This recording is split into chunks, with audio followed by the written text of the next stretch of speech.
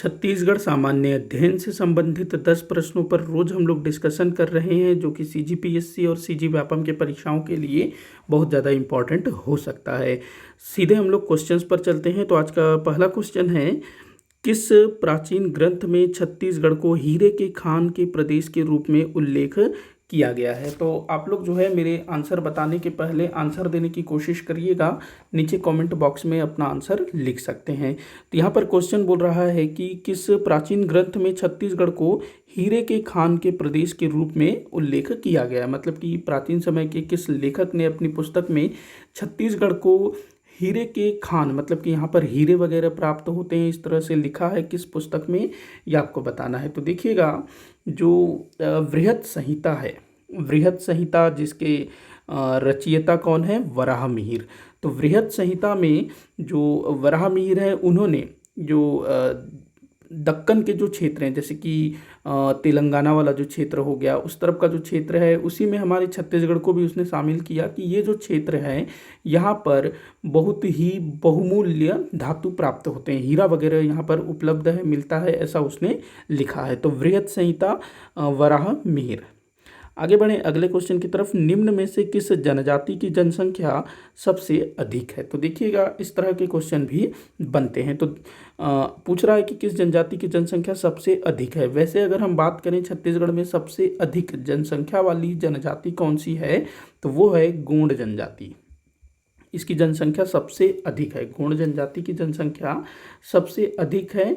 लेकिन यहाँ पर जो है गोंड जनजाति दिया हुआ नहीं है। गोंड जनजाति जिसकी जनसंख्या लगभग 43 लाख के आसपास है, 43 लाख के आसपास जो है गोंड जनजाति की जनसंख्या है।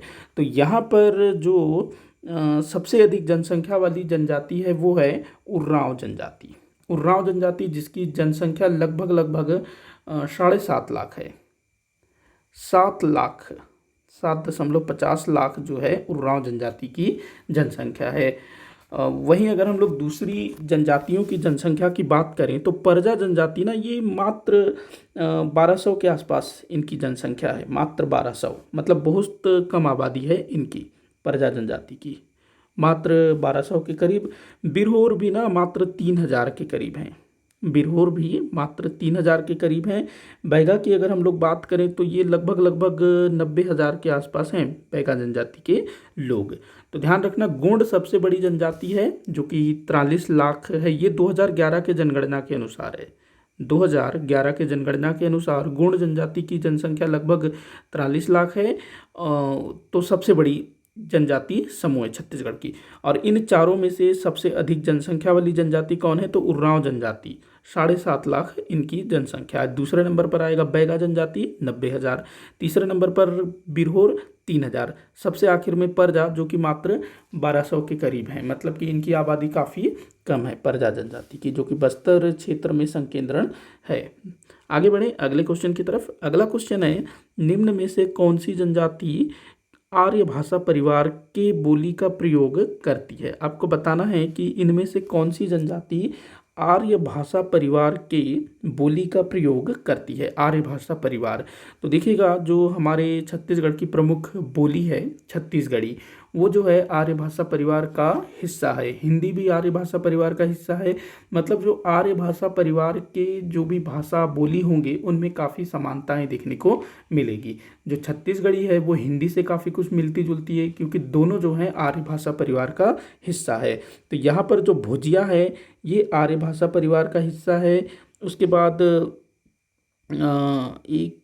एक मिनट, हाँ, जो भुजिया है ना, भुजिया जनजाति के लोग ये आर्य भाषा परिवार का जो बोली है उसका प्रयोग करते हैं। मुरिया जनजाति के लोग जो कि हल्बी बोली का प्रयोग करते हैं।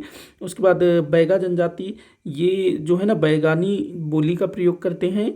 उसके बाद बिंझवारी जनजाति का बिंझवारी बोली का प्रयोग करते हैं। देखो, बिंझवारी बोली, बैगा बैगानी बोली, मुरिया जो है हल्बी बोली, भुजिया का मुझे ध्यान नहीं आ रहा है। हाँ, उसके बाद उर्रांव जनजाति की अगर मैं बात करूँ तो इनकी बोली है कुरुक, जो कि द्रविड़ भाषा परिवार का हिस्सा है। तो आपका आंसर हो जाएगा अच्छा, कौन से आर्य भाषा परिवार की बोली का प्रयोग करते हैं? तो 1, 3, 4, 5। अच्छा, यहाँ पर एक थोड़ा सा ट्विस्ट भी देखने को मिल रहा है। जो मुरिया जनजाति के लोग हैं ना, ये दो प्रकार के हैं। जो नारायणपुर क्षेत्र के जो घोटुल मुरिया हैं, वो गोंडी बोली का प्रयोग करते हैं, तो उनका जो रहन सहन है वो गोंड जनजाति के जैसा है। वहीं अगर हम बात करें बस्तर जिले के जो मुरिया हैं, वो हल्बी बोली का प्रयोग करते हैं। तो यहाँ पर थोड़ा सा जो है जो आयोग है, चाहे CGPSC हो CG व्यापम हो, वो मुरिया को किस भाषा परिवार में रखेगा, मतलब कि मुरिया जनजाति द्वारा बोली जाने वाली बोली को वो क्या लेगा। हालांकि गोंडी भी बोलते हैं, अब हल्बी भी बोलते हैं। अगर हम देखें प्रमुखतः तो मुरिया जनजाति के लोग हल्बी बोली का प्रयोग करते हैं। तो यहाँ पर हम लोग जो है इसको आर्य भाषा परिवार के भाषा का प्रयोग करने वाली श्रेणी में रख सकते हैं। मतलब कि मुरिया जनजाति को हम लोग हल्बी बोली में शामिल कर सकते हैं। तो 1 3 4 5 यहाँ पर आपका आंसर हो जाएगा। आगे बढ़िए, 1 3 4 5 मतलब स इसका उत्तर होगा। अगला क्वेश्चन है, कामधेनु विश्वविद्यालय का नया नाम किनके नाम पर रखा गया है। कामधेनु विश्वविद्यालय जो कि दुर्ग जिले में स्थित है। कामधेनु विश्वविद्यालय जो कि जो गोधन है उनसे संबंधित यूनिवर्सिटी है ना, तो इस विश्वविद्यालय का जो नया नाम है वो रखा गया है दाऊ वासुदेव दवे हो गया है, माफ़ी चाहूँगा, ये वासुदेव है, दाऊ वासुदेव चंद्राकर। तो कामधेनु विश्वविद्यालय का नाम अब क्या हो जाएगा, दाऊ वासुदेव चंद्राकर कामधेनु विश्वविद्यालय। तो नाम ध्यान रखेंगे, वासुदेव चंद्राकर, इनके नाम पर जो है अब कामधेनु विश्वविद्यालय का नाम रखा गया है।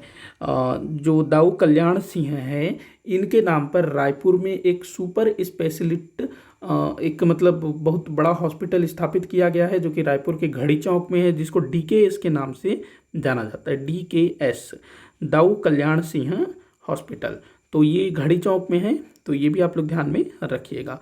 तो दाऊ वासुदेव चंद्राकर कामधेनु विश्वविद्यालय का नया नाम।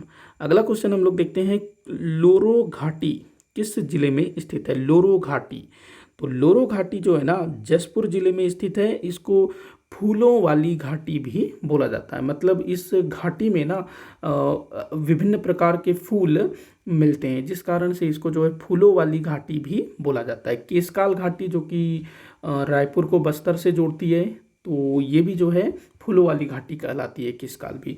तो लोरो घाटी याद रखेंगे, इसको लोरो पाट भी बोला जाता है, लोरो पाट, क्योंकि जो जसपुर है वो पठारी क्षेत्र है ना, तो लोरो पाट या लोरो घाटी ये जो है क्या है भाई, फूलों वाली घाटी के लिए प्रसिद्ध है। फूलों वाली घाटी के नाम से जानी जाती है, जसपुर में स्थित है। अगला क्वेश्चन है, श्याम तराई औद्योगिक क्षेत्र किस जिले में है। श्याम तराई औद्योगिक क्षेत्र, तो ये धमतरी जिले में है, श्याम तराई औद्योगिक क्षेत्र। अगले क्वेश्चन को देखते हैं, बस्तर संभाग के किन जिलों में चूना पत्थर के भंडार हैं। तो बस्तर जिले के बस्तर संभाग के किन जिलों में चूना पत्थर के भंडार प्राप्त हुए हैं। तो देखो, नारायणपुर की अगर मैं बात करूँ तो यहाँ पर नहीं है। उसके बाद बस्तर में है, कांकेर में भी नहीं है, सुकमा में है, कोंडागांव में भी नहीं है। तो इसका आंसर हो जाएगा 2 और 4। बस्तर और सुकमा जिले में जो है चूना पत्थर के भंडार प्राप्त हुए हैं। तो 2 और 4 आपका उत्तर होगा। 2 और 4 मतलब स इसका उत्तर होगा।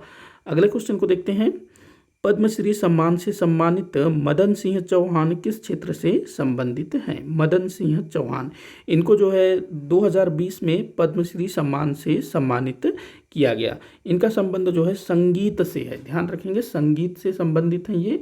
रायपुर के हैं मदन सिंह चौहान। इनको गुरुजी कहा जाता है, गुरुजी के नाम से ये गुरुजी के नाम से ये प्रसिद्ध है। तो आपसे ये भी पूछा जा सकता है, रायपुर से हैं ये। अगला क्वेश्चन देखते हैं, छत्तीसगढ़ विधानसभा के अध्यक्ष कौन है। छत्तीसगढ़ के विधानसभा अध्यक्ष कौन है भाई, तो चरणदास महंत जी छत्तीसगढ़ के विधानसभा अध्यक्ष हैं। आप लोग मुझे कमेंट करके बताइएगा कि जो चरणदास महंत जी हैं ये छत्तीसगढ़ में किस विधानसभा से चुने गए हैं।